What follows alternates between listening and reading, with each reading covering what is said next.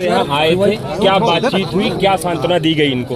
Actually हम लोग जो अभी 1 और 2 की रात को जी रायबरेली के अंदर जिस तरह हरिओम वाल्मीकि जी की एक नृशंस हत्या की गई, जी मॉब लिंचिंग की गई, जी, उससे ऐसा प्रतीत होता है जैसे उत्तर प्रदेश में जंगल राज है। ऐसा लगता है जैसे उत्तर प्रदेश में अब न्यायालयों की जरूरत नहीं है, जांच एजेंसियों की जरूरत नहीं है, पुलिस की जरूरत नहीं है, और लोग कहीं भी किसी को मार सकते हैं जी। और मारने वालों के साथ जो पुलिस को बर्ताव करना चाहिए और शासन को जो उनको सजा देने की व्यवस्था करनी चाहिए, उस मामले में कहीं ना कहीं सरकार की तरफ से कोताही दिखती है। बल्कि जिस तरह जिसको मारा गया, जब अपने अंतिम क्षणों में वो राहुल गांधी कह के चिल्लाता है तो वो सब कहते हैं वो राहुल गांधी वादी, यहाँ तो सब बाबावादी है। तो क्या बाबा जी ने यानी योगी जी ने गुंडों को खुली छूट दे दी है? क्या आप किसी को भी शूट एट साइड कर दो, किसी को भी कहीं भी मार दो, खुलेआम मार दो, न न्यायालय की जरूरत है, न पुलिस की, न जांच एजेंसी की? आखिर किस अधिकार किसने दे दिया इस तरह हत्या करने का? सपोज करो किसी के ऊपर अगर कोई झूठा भी कोई आरोप लगा दे और संदेह भी बना दे कि भाई ये कोई मुजरिम है या इसने कोई चोरी किया कुछ की, सपोज करो कोई झूठा भी आरोप लगाए, तो क्या किसी को ऐसा हक है कि कोई वहीं पे किसी को मार दे? पुलिस बुलाए, पुलिस उसकी जांच करे और फिर जांच करके बाकी न्यायालय देश के अंदर है, देश में संविधान कानून व्यवस्था है। तो क्या उत्तर प्रदेश में कानून व्यवस्था नहीं है? क्या उत्तर प्रदेश की सरकार की नज़र में कानून की कोई इज्जत नहीं है, संविधान की कोई इज्जत नहीं है? लोगों के अधिकारों की रक्षा कौन करेगा सर? और आपके संरक्षण में गुंडे आपके नाम का नारा लगा के किसी की भी हत्या कर दें। और वैसे भी आपको ये जान के ताजुब होगा, और ये दुख की बात है, पेनफुल है। पेनफुल इसलिए क्योंकि मेरे फोरफादर भी यूपी से हैं। बेशक मेरा दिल्ली में जन्म हुआ, दिल्ली में मैं कैबिनेट मिनिस्टर रहा, लेकिन चूंकि यूपी से मेरी जड़ें हैं, तो मुझे दुख होता है ये देख के कि उत्तर प्रदेश आज पूरे भारत में दलित उत्पीड़न के मामले में नंबर 1 पे है पिछले 10 साल से लगातार।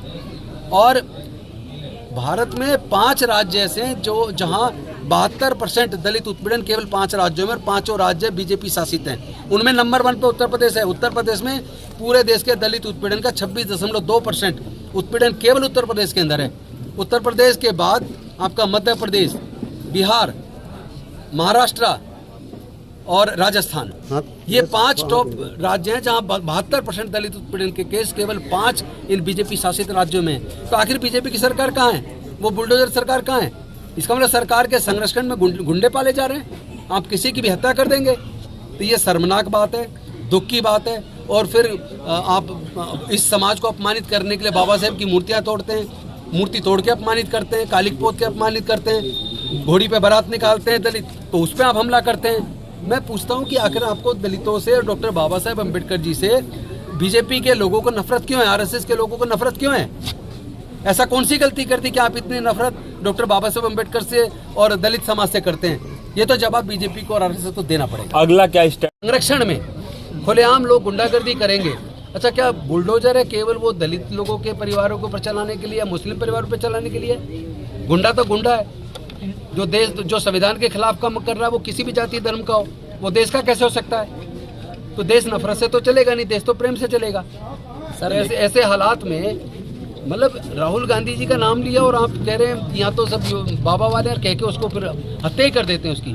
तो हम इस लड़ाई को लड़ेंगे। पीड़ित परिवार चाहता है कि उनको आर्थिक मदद मिले, उनको 1 करोड़ रुपए का मुआवजा मिले, ये मांग करते हैं। परिवार के एक सदस्य को सरकारी नौकरी मिले, उनको सुरक्षा मिले, और ऐसे घटना में जो लोग गिरफ्तार किए गए हैं उनकी जो जांच है वो त्वरित जांच होनी चाहिए। फास्ट ट्रैक कोर्ट में मुकदमा चलना चाहिए, टाइम बाउंड मैनर में जांच करके फास्ट ट्रैक कोर्ट के माध्यम से उन दोषियों को सजा हो, ताकि कम से कम इस तरह की हरकत दोबारा कोई किसी और के साथ ना कर पाए। ने राहुल गांधी और चंद्रशेखर का नाम लिया तो उन्होंने और पिता का बाबा का नाम, तो ऐसा तो नहीं है कि पीड़ित के साथ इस बात ज्यादा छिड़े रहे हो कि राहुल गांधी और चंद्रशेखर आजाद से नफरत की भेंट चढ़ा दी है उसको? नहीं, नफरत तो ये है, नफरत तो राहुल गांधी चूंकि पूरे देश में जाकर सामाजिक न्याय की मांग कर रहे हैं, वंचित वर्गों के हक की लड़ाई लड़ रहे हैं, SC ST OBC माइनॉरिटी जिनका साथ उत्पीड़न ज़्यादा हो रहा है, और बाकी जनरल कैटेगरी के जो गरीब हैं, मजदूर है, किसान है, उन सब की आवाज़ राहुल गांधी बन गए।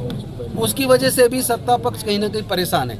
लेकिन परेशानी का मतलब तुम राजनीतिक लड़ाई राजनीतिक तरीके से लड़ो, इसका मतलब ये नहीं है कि बेकसूरों को किसी को भी मार दो। भाई कानून व्यवस्था को तो बनाना सबकी जिम्मेदारी है, संविधान की इज्जत करना, लॉ एंड ऑर्डर की इज्जत करना ये हम सबकी जिम्मेदारी बनती है। सर इस मामले में कैसी मदद करेंगे? डेलीगेशन किसको रिपोर्ट सौंपेंगे आप जाके? मुझे आदरणीय राहुल गांधी जी ने खुद, क्योंकि वो देश में होते, वो आज शायद मोस्ट प्रोबेबली दिल्ली आ जाएंगे, वो इस घटना से परसों इतने चिंतित हुए, जब पता लगा तुरंत उन्होंने रात को मुझे फ़ोन किया। उन्होंने कहा भाई ये तो एक्सेप्टेबल नहीं है कि कोई कानून के खिलाफ जाके कोर्ट कचहरी सबको ताक पे रख के, संविधान को ताक पे रख के किसी की भी हत्या कर देगा क्या? ये तो गलत है।